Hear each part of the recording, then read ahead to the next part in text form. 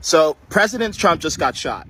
And as someone who voted against Trump in both 2016 and 2020, this is a cause for deep reflection by me. And my question is, have we been told the truth at any point over the last 8 years about who Trump is and what's actually going on here?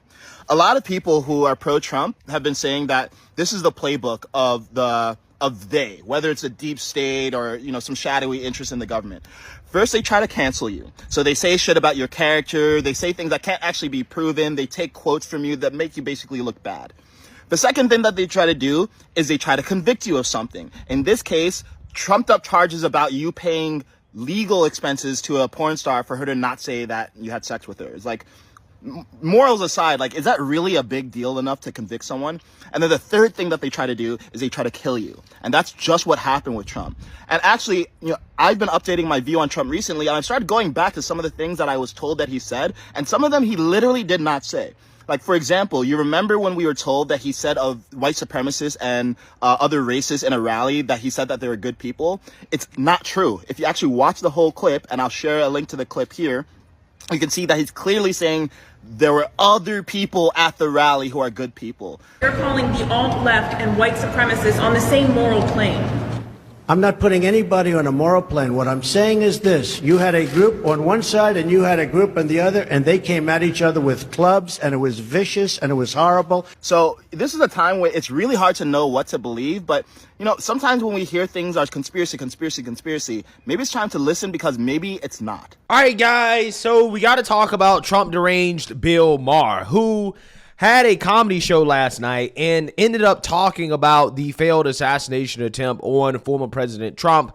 And I want to react to it because I think that the reactions of these Trump deranged individuals over the next week is going to be fascinating to pay attention to and to cover, because these guys, in my opinion, are part of the reason why you had something like this happen, is because there is a severe form of Trump derangement going on in this country, and it is across party lines. And the reason why I'm saying that is because there is some suspicion that the shooter was a Republican, at least a registered Republican, that is, okay? Thomas Matthew Crooks, who's a 20-year-old from Pennsylvania, about 20 miles from where the incident took place, the rally, he is suspected of being the shooter. Now, I don't want to give out too much information or say too much because it's still early, and I don't want to make any definitive statements before we actually really know who this guy was and what his motives were. Now, again, the reason why I'm saying this is because the mainstream media is already coming out here and trying to do the okie doke, okay? They're low-key trying to blame Trump, right? They're trying to say, well, his rhetoric contributed to this. Again, as a way to deflect from the fact that most likely this shooter was probably radicalized by left-wing anti-Trump rhetoric, okay? Now, also what they're trying to do is that they're trying to play up the whole, well, he was a registered Republican thing. Now, again, this guy's only 20 years old. Okay, so it is likely that he's never voted before, and registering as a Republican means absolutely nothing, okay? Let me prove my point. Anna Navarro and Alyssa Farah-Griffin are registered Republicans. However, when you actually listen to them talk, their actions, they are Trump deranged liberals. So again, it could very well likely be that this was one of these people that was radicalized by the Lincoln Project, who also are registered Republicans that just hate Trump, okay? And you've had people who are involved with the Lincoln Project flat out wish death upon Trump, wished for something like this to happen on MSNBC, on national television. And there's also evidence out there of this guy potentially donating to Democrats despite being a registered Republican. So again, don't fall for the okie doke from the mainstream liberal media, because again, they're going to try to play up this idea that, well, this guy was a Republican, so therefore, hey, the left has nothing to do with this. Trump derangement has nothing to do with this, when some of the most Trump deranged individuals in this country are Republicans, okay, liberal Republicans. So with that being said, again, I want to react to Bill Maher and him speaking out about this, because he's essentially going to cope with the fact that this ultimately is going to end up helping Trump. If anything, it basically has guaranteed a victory for Trump coming up in this election. I don't care what you think about that. Fucking horrible. Not funny. I'm sure there will be jokes that people will make because they hate him so much about they wish it went the other way. Not for me. There are a lot of people, a lot of leftists on TikTok, on the internet that are kicking, screaming, and crying that the bullet did not hit its target in the way that the shooter intended. Again, it's all over TikTok. And it really is a damn shame that we live in a country where you have people openly wishing for the assassination of their political opponents, but yet they want to try to tell you that, hey, we're the good guys, right? We're on the right side of history. It's simply not the case. Again, if this would have happened to Biden, I would be just as concerned as I am right now. Just as concerned, just as distraught, just as upset. Because again, this has no place in this country. It has no place whatsoever. But again, there's lefties that are upset and mad that the assassin missed. For me, not funny in any dimension. And whoever did this, whoever was the shooter, has done so much damage to the left.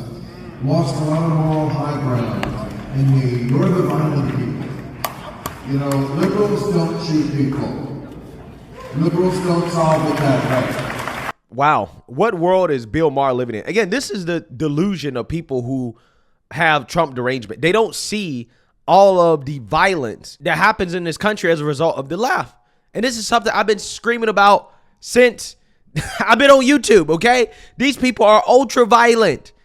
In fact, a vast majority of the political violence in this country comes from the left. And these people pretending like they don't see it. That's what frustrates me the most about this situation. Because every time they don't get their way, they commit violence. Every single time. When Trump was elected, violence. When Trump was inaugurated, violence. When Brett Kavanaugh was appointed to the court, violence. When George Floyd died, violence. When Roe v. Wade was overturned, violence. Cop City being built out there in Atlanta and in Georgia, violence. When the October 7th attack happened in Israel, violence. Every single time liberals don't get their way, they commit acts of violence. But yet people like Bill Maher want to say, oh, well, we don't do this. Liberals don't do this. And it's like, no, you do this, right? This is a part of what has become normalized on the left side of the aisle, right? But again, I do agree with Bill Maher in the sense that hopefully he's waking up and he's saying that, yeah, you don't have the moral high ground. You don't have the moral high ground when it comes to anything at all. Nothing. Especially when it comes to this topic of political violence. Or even suggest, and when I say moral high ground, I just read this on my show last night, the 2025 project, that is the sort of the plank of the Republican Party, which starts our convention tomorrow in Milwaukee. I will be there, you know, just got drugs, and see who's there. But the guy who wrote that, he said, this is our new plank. He said, this is the new revolution for America, which I've heard 1,000 times from Newt Gingrich on forward. Everybody has a new revolution for America. But they don't always say what this guy said, which he added, it'll be bloodless as long as the liberals let it happen. Okay, that's not cool either.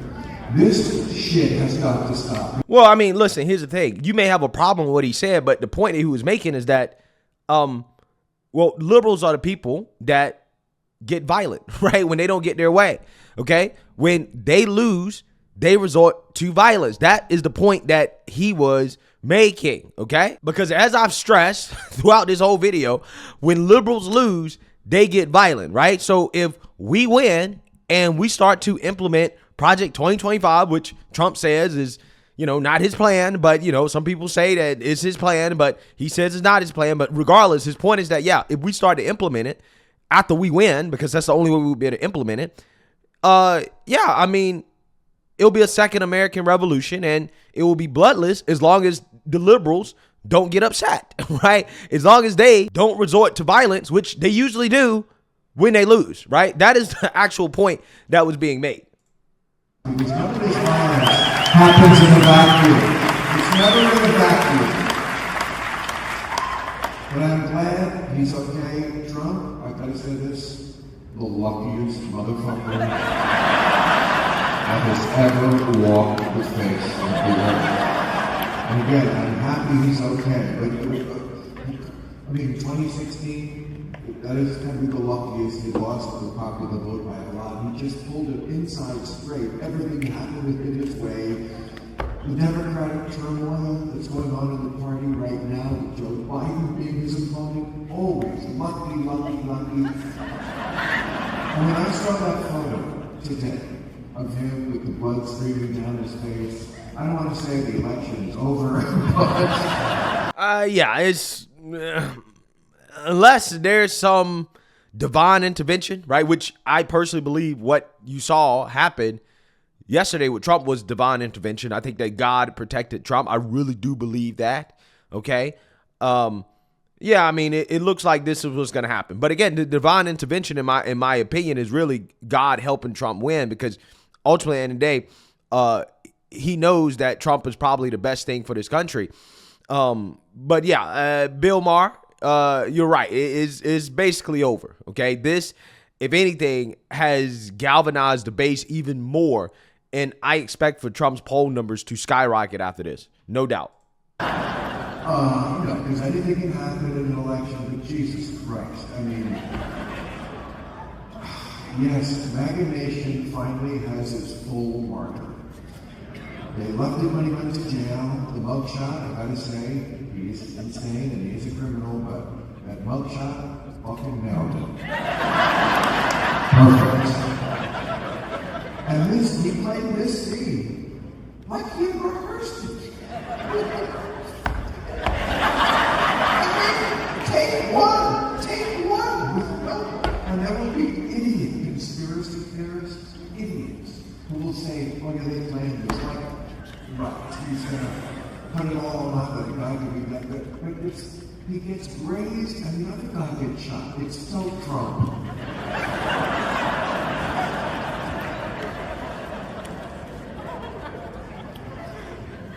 This is Major Cope right here. Major Cope. Again, he understands what this has caused in regards to the election, right? He understands that considering what's happening with Biden right now, the civil war in the Democrat Party, again, it's not just one civil war. They got multiple civil wars going on in the Democrat Party right now. That, along with this happening, yeah, I mean, we could be talking about a historic victory for Trump, right? I mean, we could be talking about like a legitimate landslide victory at this point. And they know it. They all know it. I'm sure Democrats are pounding sand behind closed doors right now with the sequence of events that have happened over the past 2 or 3 weeks. This has probably been one of the most insane stretches of political news that I have ever seen. Okay? Now, again, we thought 2020 was crazy. 2024 seems to be living up to the hype. We're living in history, folks. But, this is going to work for him. I can see the memes now. The man will kill.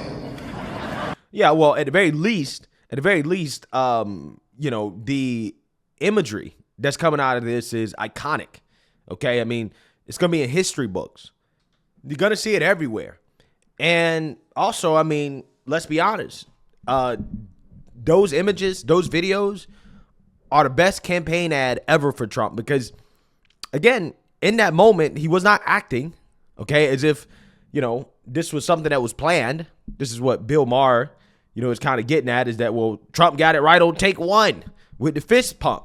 It's like, no, that's actually who Trump is. Trump is a fighter, man.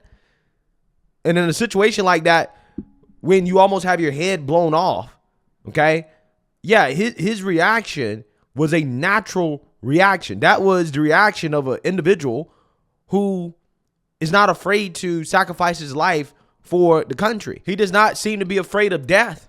He's not afraid of what the deep state and the establishment have thrown at him. And I think that when the average American sees that, they may say, I might not like that guy, but I sure as hell respect what he did in that situation.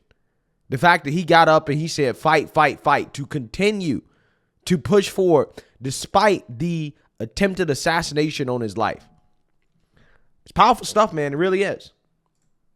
Biden can't go through a debate and a bullet can't stop Donald Trump. You know, I mean, it almost doesn't matter who the Democrats put up now. No, it doesn't. All that conversation about Biden switching out and having somebody else, effectively, it seems as if they don't have a chance anymore. They just don't. It doesn't matter. Donald Trump truly is Teflon. And that's what we witnessed. Yeah, it's effectively over for Democrats. I don't understand how you top that as a Democrat. You can't top that. So, look, today was traumatic. It should be. We should feel that. It's a horrible thing. But I'm not going to let it ruin the show. And you sound like you are. Yeah, so you seen that, okay? That is major cope from Bill Maher because he understands exactly what happened with Trump surviving that assassination attempt from a political perspective. I mean, it almost feels wrong to talk about the politics of it now, but Trump did survive. He's okay. He's good. Hopefully this doesn't happen again, even though I have no trust in the Secret Service.